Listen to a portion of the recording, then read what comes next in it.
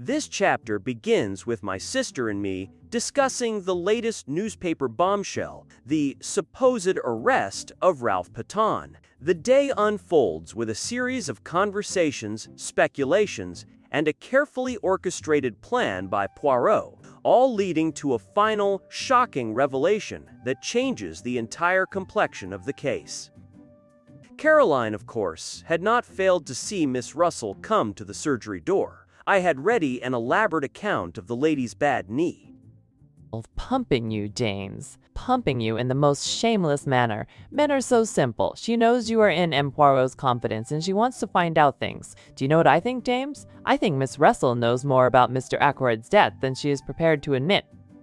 The paragraph inspired by Poirot appeared in our daily paper the next morning. Its effect on Caroline was immense. I knew he'd try to get away to America. That's what Crippen did.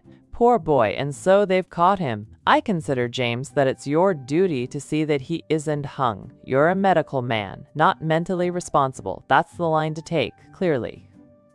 I never knew that Poirot had an imbecile nephew. Oh, he told me all about it, poor lad. It's a great grief to all the family. It's a great relief to people to be able to tell all their troubles to someone. If M. Poirot comes in this afternoon, I shall not dream of asking him who it was arrived at his house early this morning. Early this morning. Very early, before the milk came. A man in a closed car, all muffled up. I will tell you my idea. A home office expert. A home office expert? My dear Caroline, Roger Ackroyd was stabbed. I examined the body. After death, James, to make a false clue. That wound was the cause of death. You have no imagination whatever.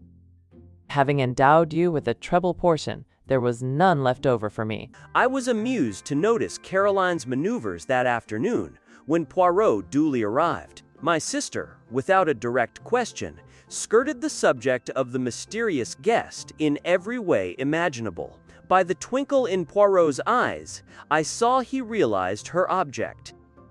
Soon you must make his acquaintance. Quite an old friend of yours, so somebody told me.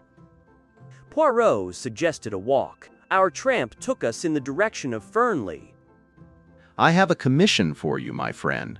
Tonight, at my house, I desire to have a little conference. You will attend, yes? I need also all those in the house. I want you to be my ambassador. This little reunion is fixed for 9 o'clock. You will ask them? With pleasure, but why not ask them yourself? Because they will ask questions, and I much dislike to explain my little ideas until the time comes. I set off on my task. The only member of the family at home proved to be Mrs. Ackroyd. So grateful to you, Doctor, for clearing up that little matter with M. Poirot. But life is one trouble after another. You have heard about Flora, of course? This new engagement? Flora and Hector Blunt. Not such a good match as Ralph would have been, but happiness comes first. You saw the news of Ralph's arrest in the paper this morning? Yes, I did. Horrible. Geoffrey Raymond was in a terrible way. Rang up Liverpool, but they wouldn't tell him anything. In fact, they said they hadn't arrested Ralph at all. Mr. Raymond insists it's all a mistake, a canard of the newspapers. I've forbidden it to be mentioned before the servants. Such a terrible disgrace. And that dreadful Inspector Raglan, he terrified Flora into saying she took that money. And the matter was so simple, really. The dear child wanted to borrow a few pounds and just took what she needed.